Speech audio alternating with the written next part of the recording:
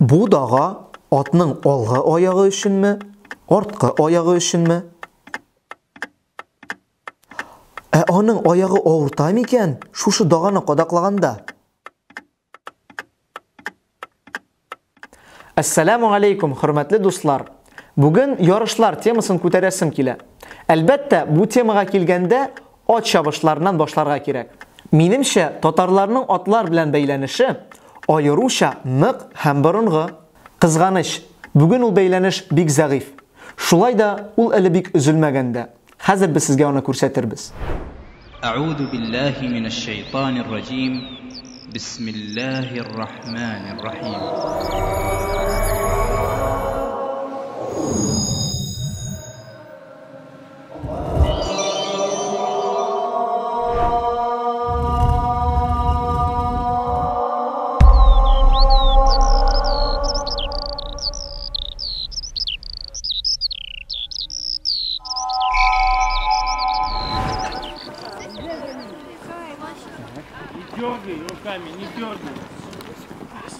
Үземнең атка шулай утыргач, ничектер борынгы заманга күчкән кебек, үземне шулай хис итәмен.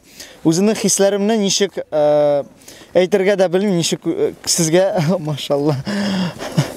Күчерергә дә белмим, ничек үземнең хисләремне бик ошый. Һәм шаккатам ничек соң шундый бәләкәй балалар, шундый зур атны үзенә шул тыңлаттыралар. Шаккатам шуңа. Мин бу конный мәктәпкә 3 ел йөрим. Мин атларда йөрим. Бу бәләкәй ат, капляу. Без аларны чистартабыз, ашатабыз, сайлыйбыз без аларны. Сез үзегез булай ярышларда әле катнашмадыгыз, Мин катнаштым. Ярышларда катнаштыңыз. Әйе. Шәһәр сабан туенда мин катнаштым. Мин үзем атларда җөрмим, мин аларны ашатырга, тарарга яратам. Миңа монда килергә ошый, карарга аларга. Әлеге атнада менә конкурс буенча ярышка барып кайтканнар иде Казанда, 2 кызларыбыз катнашты. Ат үзенең эмоциональ халатын, үзенең колаклары белән, аяклары белән, күзләре белән һәм хәрәкәте белән кешегә сиздертә. Атның аякларын дагалаганда, ат үзенең менә шул авыртуын сизәме? Юк, алар сизмиләр. Алар тояклары безнең тырнак шикелле.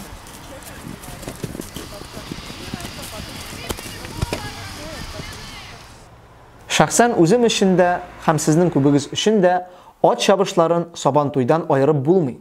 Нәкъ шушы мәшһүр татар бәйрәмендә ат узышлары да башка ярышларда уза. Элек ничек булган икән? Кояш газетасындагы репортажга күз салыйк әле. Аннан 1913 елгы Сабан туйы ярышлары турында белеп була. Сабан туйының беренче көне иске стиль белән 10 майда шәһәр ипподромында үткәрелгән. Спорт төренә караган ярышлардан ат чабышулары, велосипед узышлары, җәяүле йөгерешләре кулланылган. Килгән халыкның саны 2500-дән артык булган. Ипподромга кермичә тыштан билетсыз караучылар да байтак булган. Ат чабышында беренче булып Кибәхуҗа авылыннан Исламгали аты булган. Икенче көнне баганага менү ярышы да үткәрелгән. Сабан туй 3 көн узган. 3нче көнне рәсми чаралар узган. Әлеге тантаналы көнне 3000-нән артык җыелган халык арасында шәһәрнең мәгътәбәр имамнары, байлары да шактый гына күп күренәләр иде. Вице-губернатор һәм полицмейстер да килеп 1 сәгать тамаша кылып торган. Сабан туйына рәислек итүчеләр Бәдретдин Апанаев белән Әхмәтгәрәй Әҗемов булганнар. Сабан туйын оештыру өчен Хәйрия җәмгыяте җаваплы булган.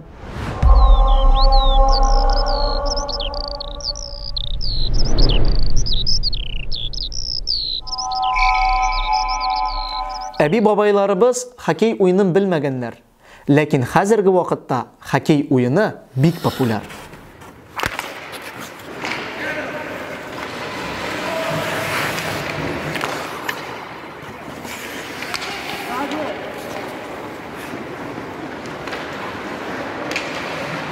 Безнең менә авылда, теге әти-әниләр авылда үскәч, бабайлардан сорыйбыз.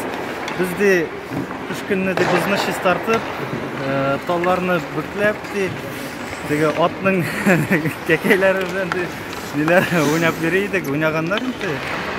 Бабайлар çıkmağınlardır. Babaylarının bütün işleri kübüyü.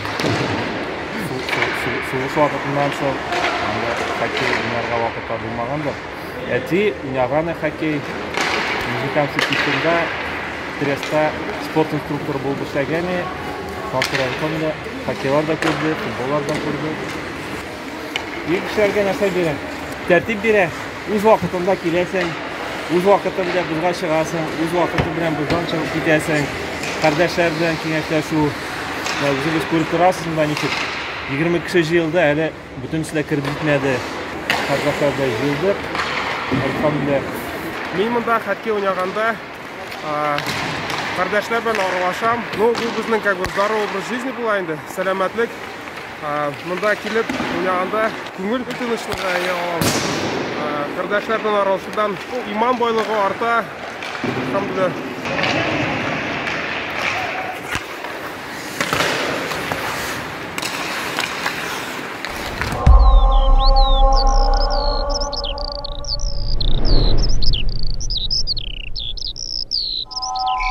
Мөгаен сез минем белән килешерсез, бу ярыш иң борынгыларның берсе.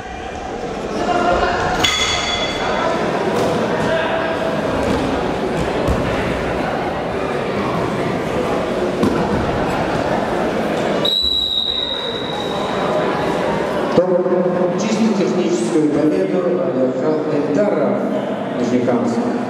Безнең бу ирекле көрәш ул вообще сугыштан соң гына культивировать итә башлады. Сугыштан соң гына.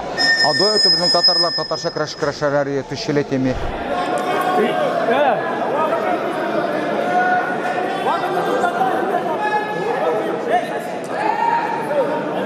Көрәш дәвам итә. Биләр бир аяк белән, бир аяк белән. Булды һәм бир фонда. Бир аяк белән. Аларда бар җиңү яулаган көрәшчеләрне, призерларны чакырабыз. Балкон астына. Бездә бик күп призер союзы. Почему? Потому что алар татарча көрәштән чыкканнар, ирекле көрәшкә, грек-римский көрәшкә, дзюдо көрәшенә, алар бик күп призер союзы, чемпион союзы бездә бик күп татарлар арасында. Көрәш, во-первых, көрәш бирә общее физическое состояние. Мужчина должен бороться. Көрәшкә чыгарга үзе нинди смелость кирәк. Коверга чыгарга көрәшергә. Без бәләкәй балаларга әйтәбез, вышел на ковер, уже чемпион диябез. Уже чемпион.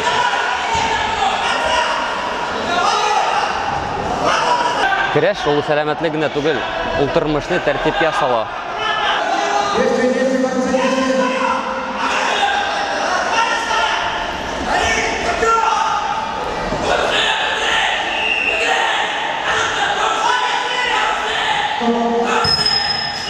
Чистую победу на ковре одержал Али Ахмедов, исторический район.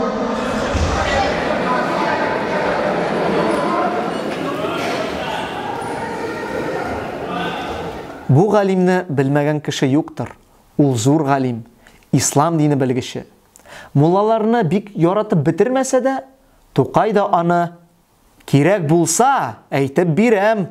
Ул шәп хәзрәт. Тулган ай күк балкып чыккан Шихаб хәзрәт дип мактаган. Мәрҗани китапларында гарәп телендә язган. Шуңа күрә аны бөтен дөньяда да беләләр.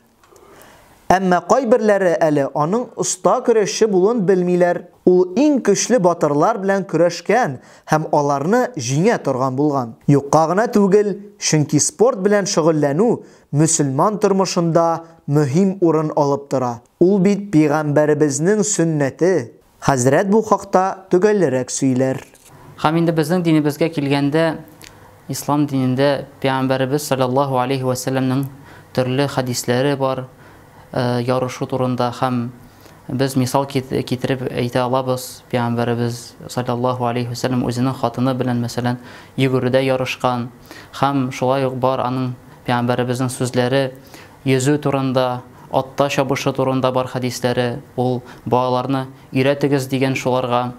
Һәм пәйгамбәребезнең бар шулай ук хадисе ул әйтә, Көчле мөселман зәгыйф мөселманга караганда Аллаһка якынрак, ләкин икесендә дә бар хәерлелек ди. Һәм шулай да без әлбәттә спорт белән дә шөгыльләнергә тиешбез. Үзебезнең тәнебез артыннан да карарга тиешбез, чөнки бу безнең аның тәннең дә безнегезгә карата хакы бар һәм без аны үтәргә тиешбез. Ләкин шулай ук онытмаска тиешбез изге эшләрдә дә ярышуны. Чөнки Аллаһ субханаһу ва тааля Коръәндә әйтә: "Фастабиқул хайрат", ягъни ярышыгыз изгелекләрдә. Изге гамәлләр кылуда, садака бирүдә, башка изге гамәлләрдә ярышыгыз.